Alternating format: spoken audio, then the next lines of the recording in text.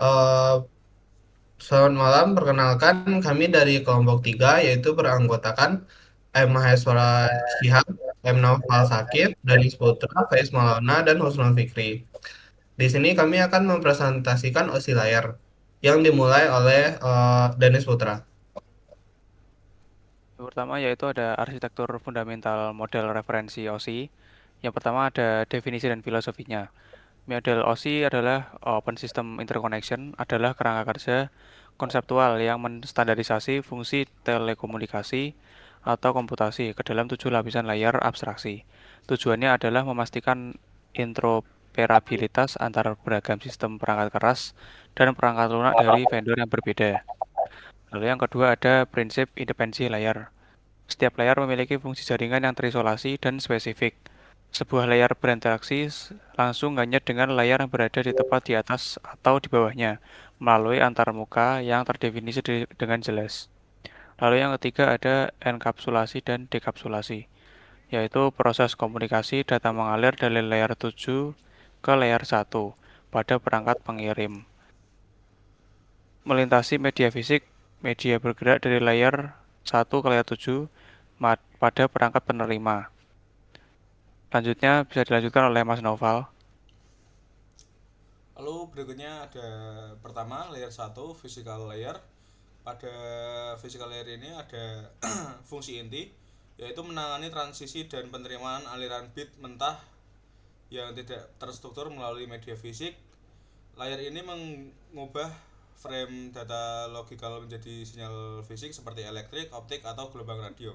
Kemudian ada spesifikasi teknisnya untuk mendefinisikan karakteristik mekanis, elektrik dan prosedural dari antarmuka jaringan, mencakup level tegangan listrik, waktu perubahan tegangan, jarak transmisi maksimal, modulasi, dan tata letak pin misalnya RJ45. Kemudian ada perangkat keras representatif seperti kabel jaringan, UTP, fiber optik, koaksial, hoops, repeaters, network adapters, dan transceiver. Kemudian bisa dilanjutkan ke Mas Faiz. Oke, selanjutnya yaitu layer 2, data link layer, lapisan tautan data. Yang pertama, fungsi inti, mengorganisasikan bit-bit dari physical layer menjadi unit data logis yang disebut frame. Layer ini bertanggung jawab atas transfer data node to node dalam segmen jaringan LAN yang sama. Ethernet hanya 4 kabel, 2 pasang yang aktif digunakan untuk transmisi data.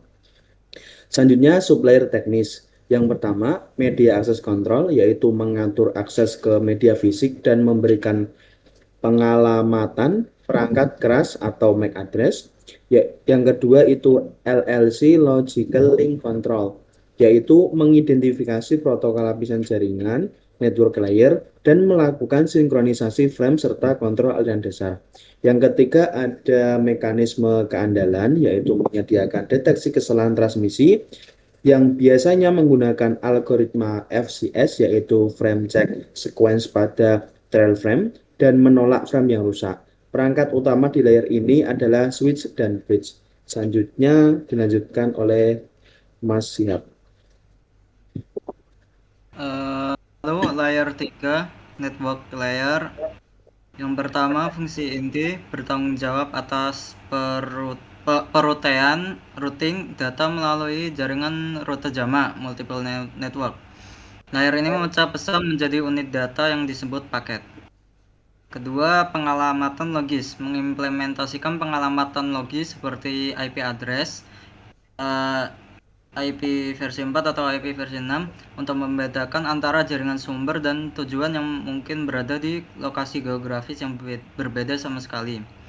Yang ketiga, penentuan rute path determination menggunakan algoritma routing seperti OSPF atau BGP untuk menghitung dan menentukan jalur optimal yang harus dilalui paket data dari pengirim ke penerima melewati berbagai router. Lalu yang keempat, perangkat keras representatif, router dan layer 3 switches. Bisa dilanjutkan kepada Mas Alfi. Layer 4 atau adalah transport layer atau lapisan transport. Pada fungsi inti, itu memastikan transfer data transparan dan ujung ke ujung atau end-to-end antar host dan menjamin bahwa data tiba secara berurutan tanpa tanpa kesalahan. Unit datanya disebut segmen TCP atau datagram, lalu backbone karena kendalanya yang tinggi dibanding dengan koaksial kabel atau kabel UTP. Yang kedua yaitu protokol utama. Yang pertama adalah TCP, yaitu Transmission Control Protocol.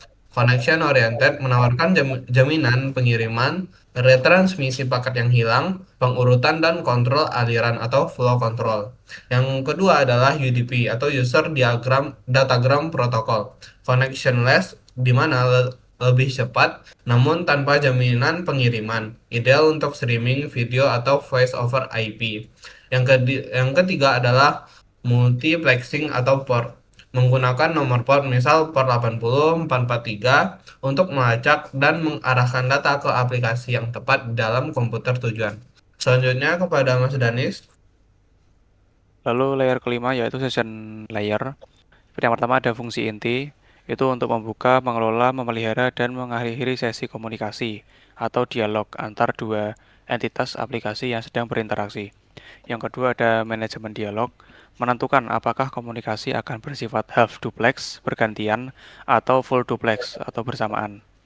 Yang ketiga ada sinkronisasi dan pemulihan, yaitu menyisipkan titik pemeriksaan, checkpoint atau synchronization points ke dalam aliran data. Jika koneksi jaringan terputus, misalnya saat mengunduh file besar, sesi dapat dilanjutkan dari titik pemeriksaan terakhir, bukan mengulang dari awal. Lalu yang keempat ada implementasi API. Seringkali diimplementasikan dalam bentuk Application Programming Interface atau APIs seperti RPC, Remote Procedure Call, atau NetBIOS, dan sockets. Lalu selanjutnya bisa dilanjutkan Mas Noval. Kemudian yang keenam ada presentation layer, yaitu lapisan presentas. Yang pertama ada fungsi inti, bertindak sebagai penerjemah jaringan. Layer ini mengformatkan dan mempresentasikan data agar aplikasi dapat memahaminya, terlepas dari arsitektur sistem pengirim. Dan yang kedua ada 3 operasi kunci, yaitu pertama transisi translator, mengubah data dari format aplikasi menjadi format jaringan universal, misalnya konversi EBCDIC ke ASCII. Kemudian ada enkripsi atau deskripsi. Encryption mengamankan data dengan algoritma kriptografi seperti TLS atau SSL yang sering dimasukkan secara fungsional di lapisan ini agar tidak dapat dibaca oleh pihak tak bertanggung jawab selama transisi.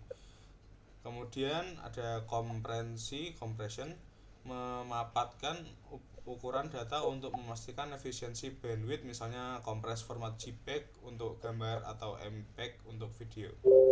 Kemudian bisa dilanjutkan Mas Faiz. Selanjutnya ada layer 7, application layer, yaitu lapisan aplikasi. Yang pertama, fungsi inti lapisan yang berbeda paling dekat dengan penggunaan akhir end-to-end. Layer ini menyediakan interface langsung antara aplikasi, perangkat lunak, dan layanan jaringan komunikasi. Yang kedua yaitu identifikasi ketersediaan, mengidentifikasi mitra komunikasi, menentukan ketersediaan sumber daya, dan mensinkronkan interaksi komunikasi. Contoh, apakah server tujuan siap menerima file? Yang ketiga, ada katalog protokol. Layer ini berisi kumpulan besar protokol esensial yang memungkinkan aktivitas web harian kita. Ada HTTP, HTTPS yang bertujuan untuk berselancar di web. Ada SMTP, POP3, IMAP untuk pengiriman dan penerimaan email. Ada FTP, File Transfer Protocol. Ada DNS menerjemahkan nama domain menjadi alamat IP. Yang keempat ada implementasi API. Seringkali diimplementasikan dalam bentuk Application Programming Interface APIs seperti RPC, Remote Procedure Call, atau Net Sockets. Ya, terima kasih. Sekian dari kami kelompok 3. Selamat malam.